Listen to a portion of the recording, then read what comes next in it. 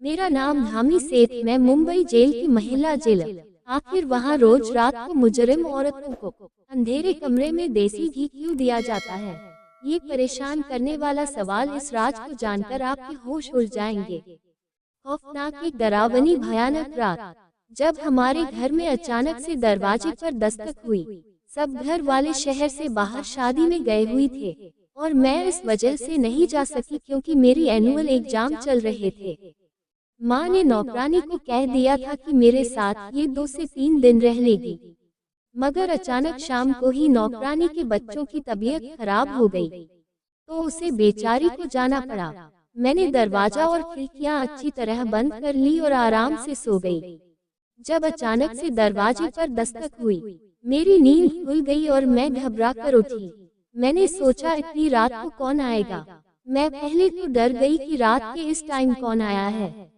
बाहर से किसी की आवाज आई, प्लीज दरवाजा खोलिए, मुझे मदद की बहुत जरूरत है। मैं जख्मी हूँ, प्लीज दरवाजा खोलिए। इन दिनों शहर के हालात बहुत खराब चल रहे थे। मैं सोच में पड़ गई कि दरवाजा खोलूं या नहीं। इस बार फिर से एक औरत की आवाज आई, प्लीज दरवाजा खोलिए, वरना मेरी जान ले लेंगे। मैं किसी को मुसीबत में नहीं देख सकती थी, इसलिए मैंने फैसला किया कि दरवाजा खोल देती हूँ, क्या पता किसी को मेरी मदद की जरूरत हो। मैंने दरवाजा खोला तो बाहर एक औरत खड़ी थी और मुझे देखकर जल्दी से अंदर आ गई और दरवाजे को बंद कर दिया। मैंने ध्यान से देखा तो वह लगभग 30-32 साल की एक खूबसूरत जवान लड़की थी। उस वक्त उजड़े हुए हालातों में बेचारी बहुत ही परेशान लग रही थी।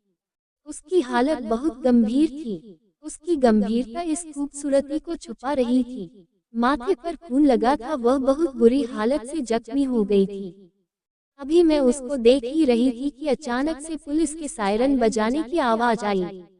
मैंने चौंक कर उसको देखा। मुझे कुछ गलत होने का एहसास हुआ, जैसे मैंने कुछ गलत कर दिया हो। वह कहने लगी, मुझे कहीं छुपा दो, पुलिस मेरे पीछे है, प्लीज मेरी मदद करो। मैं सोच में पड़ गई। मुझे बहुत पछतावा हुआ कि मुझे इसको अपने घर में जगह नहीं देनी चाहिए थी और न ही इसकी मदद करनी चाहिए थी। अगर पुलिस ने छापा मार लिया तो मैं भी इसके साथ जेल जाऊंगी। सायरन की आवाज धीरे धीरे करीब आती जा रही थी। मेरे दिमाग ने बिल्कुल काम करना बंद कर दिया था। मुझे समझ नहीं आ रहा था कि मैं क्या करूं। वो खुद ही घर के अंदर भागकर चली आई। मुझे होश आया तो मैं भी उसके पीछे भागी। वो कहने लगी कि अभी थोड़ी देर में पुलिस घरों की तलाशी लेना शुरू कर देगी, मुझे कहीं छुपने की जगह बता दो जहां मैं छुप सकूं। मैंने डरते हुए पूछा, कौन हो तुम और पुलिस क्यों तुम्हारे पीछे लगी है? वो कहने लगी, तुम्हें भगवान का वास्ता, अभी मुझे छुपा दो कहीं भी, मैं तुम्हारे सारे सवालों का जवाब दूंगी।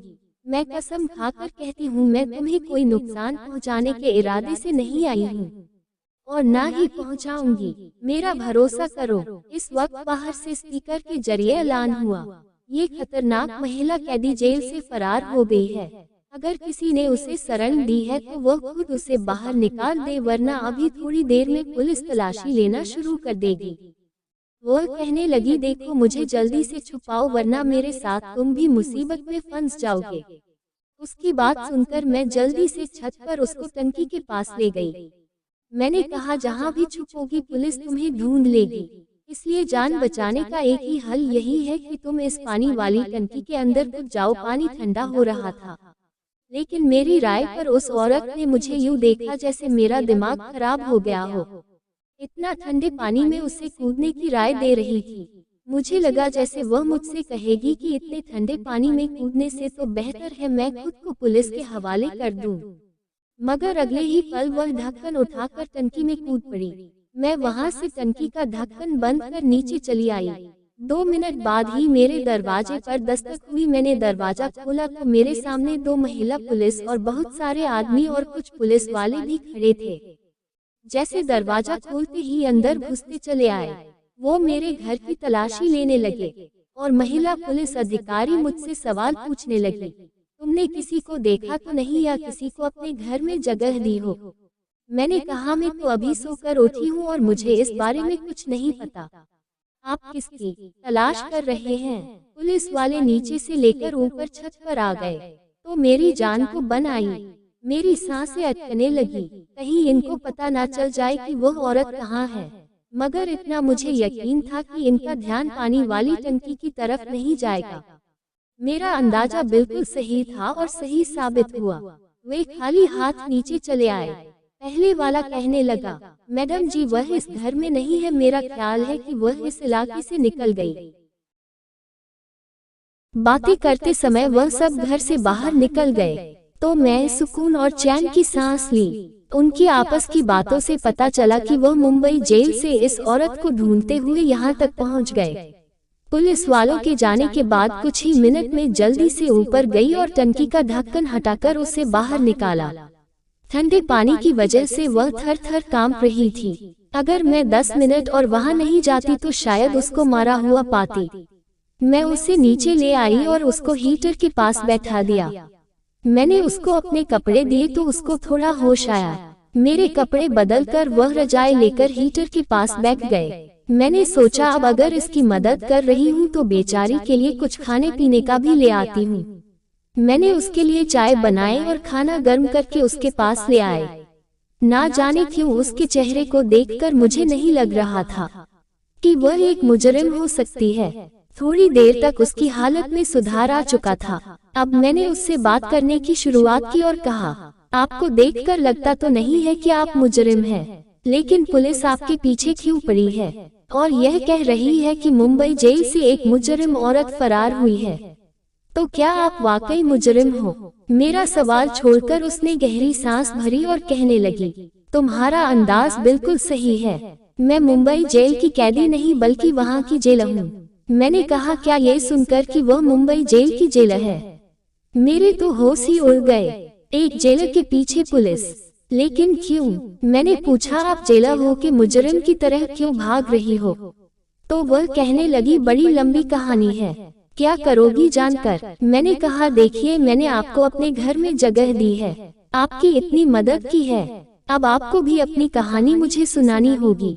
क्योंकि मैं ये सब आपसे इसलिए भी पूछ रही हूँ क्योंकि मैंने भी मुंबई जेल में जेलर के लिए अप्लाई किया हुआ है, तो मुझे आपकी कहानी सुनकर मालूम हो जाएगा कि वहाँ के क्या हालात है। वह कहने लगी, ठीक है, अगर तुम्हें इतना ही जानने का शौक हो रहा है तो ठीक है, फिर सुनो। मेरा नाम सेजल सिंह है और मैं एक बहुत अच्छे और इज्जतदार खानदान से ताल्लुक रखती हूँ।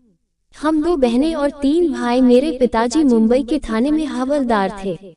मेरे पिताजी ने बचपन से ही हमें सच्चाई और ईमानदारी का सबक पढ़ाया था और यही समझाया था कि अपने काम से हमेशा वफादार रहना चाहिए, चाहे काम कितना ही मामूली क्यों न हो और रुतबा चाहे छोटा मिले या बड़ा, कभी भी अपने ईमान का सौदा मत करना।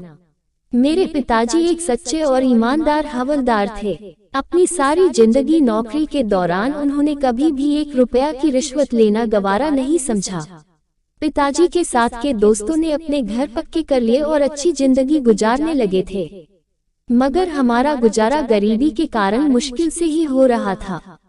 मैं पिताजी की बहुत लाडली बेटी थी, इसलिए उनकी हालात से तंग आकर मैं उनसे कहती थी कि पिताजी आप अपने साथ के लोगों को ही देख लीजिए, उन्होंने किस कदर तरक्की कर ली, उनसे ही कुछ सीख लीजिए। उन लोगों के घरों में सब तरह के ऐसो आराम है, लोगों के घर में रोजाना अच्छे अच्छे पकवान बनते हैं और हमारे यहाँ वही रूखी सूखी रोटी, और हम लोग तो दिवाली पर भी अच्छे पकवान नहीं बना पाते। हमें तो कुछ अच्छा देखने को भी नहीं मिलता, खाना तो दूर की बात। उनके बच्चे कितने अच्छे स्कूल और कॉलेज में पढ़ते हैं और हम लोग तो सरकारी स्कूल में जाते हैं।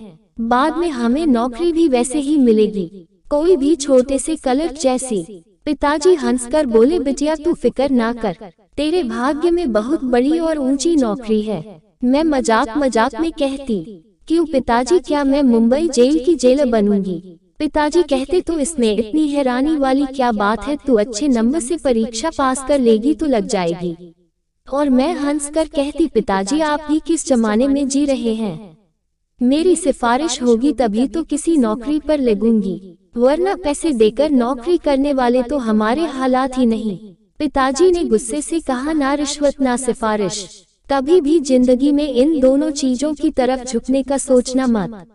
मेरे पिताजी का तो वह हाल था कि वे ईमानदार और फर्ज पर अपनी जान दे सकते हैं। दोस्तों, वीडियो अच्छी लगे तो वीडियो को लाइक, शेयर और सब्सक्राइब जरूर करें और आगे आने वाले पार्ट 2 को जरूर देखें।